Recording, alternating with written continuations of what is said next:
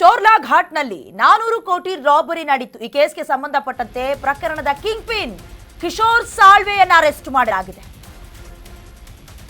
ಚೋರ್ಲಾ ಘಾಟ್ನಲ್ಲಿ 400 ಕೋಟಿ ರೂಪಾಯಿ ರಾಬರಿ ನಡೆದಿತ್ತು. ಕೇಸ್ಗೆ ಸಂಬಂಧಪಟ್ಟಂತೆ ಪ್ರಕರಣದ king pin Kishore Salve arrest ಆಗಿದ್ದಾರೆ. ಘೋಟಿ ಪೊಲೀಸ್ ಠಾಣೆಗೆ ಶರಣಾದ ಕಿಶೋರ್ ಮಹಾರಾಷ್ಟ್ರದ ನಾಸಿಕ್ ಜಿಲ್ಲೆಯ ಘೋಟಿ ಠಾಣೆ. ಪ್ರಕರಣದಲ್ಲಿ ಬಂಧಿತರ ಸಂಖ್ಯೆ 8ಕ್ಕೆ ಏರಿಕೆಯಾಗಿದೆ.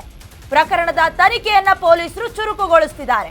3 ರಾಜ್ಯ ಕರ್ನಾಟಕ, ಗೋವಾ, ಮಹಾರಾಷ್ಟ್ರ ಈ ಪೊಲೀಸರಿಂದ ಕೂಡ ತನಿಖೆ ಚುರುಕಾಗ್ತಾ ಇದೆ. ನಿಮಗೆ ಗೊತ್ತಿರೋ ಹಾಗೆ ಇಡೀ ಇತಿಹಾಸದಲ್ಲೇ ಬಹಳ ದೊಡ್ಡ ಮಟ್ಟಿಗೆ ಕ್ರಿಮಿನಲ್ ಅಪರಾಧಗಳ ಕೇಸ್ ಆಗಿದೆ ರಾಬರಿ ವಿಚಾರದಲ್ಲಿ ಅಂತ ಹೇಳಿದ್ರೆ ಅದು ಈಗ ನಾವು ಹೇಳೋದಕ್ಕೆ ಹೊರಟಿರುವಂತ 400 ಕೋಟಿ ರೂಪಾಯಿ ರಾಬರಿ ಕೇಸ್ ಸಂಬಂಧಪಟ್ಟಂತೆ 2,000 ರೂಪಾಯಿ ಮುಖ ಬೆಲೆ ಉಳ್ಳಂತಹ ನೋಟ್ಗಳನ್ನ ಒಂದು ಕಡೆಯಿಂದ ಮತ್ತೊಂದು ಕಡೆಗೆ ತೆಗೆದುಕೊಂಡು ಹೋಗ್ತಾ ಇದ್ದ ಸಂದರ್ಭದಲ್ಲಿ ಆ ಸ್ನೇಹಿತರ ನಡುವೆ ಆದಂತ ಗೊಂದಲಕ್ಕೆ ಸಾಕ್ಷಿಯಾಗಿತ್ತು.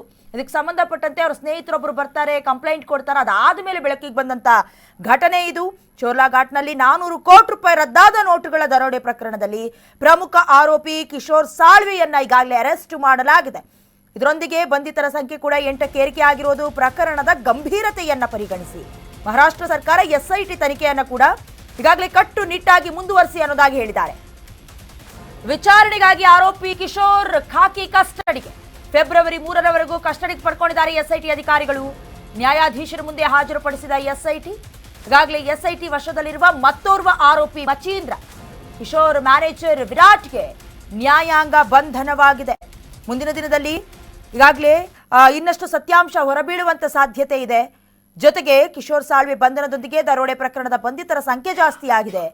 ಇದನ್ನೆಲ್ಲ ಪ್ರಕರಣದ ಗಂಭೀರತೆಯನ್ನ ಮನಗಂಡಿರುವಂತ ಮಹಾರಾಷ್ಟ್ರ ಸರ್ಕಾರ ಇನ್ನಷ್ಟು ಸ್ಟ್ರಾಂಗ್ ಆಗಿ ಬೇಗ ಬೇಗ ಕೇಸನ್ನ ಮುಗಿಸಬೇಕು ಅನ್ನೋದಾಗಿ ಕೂಡ ಸೂಚನೆ ನೀಡಿದೆ.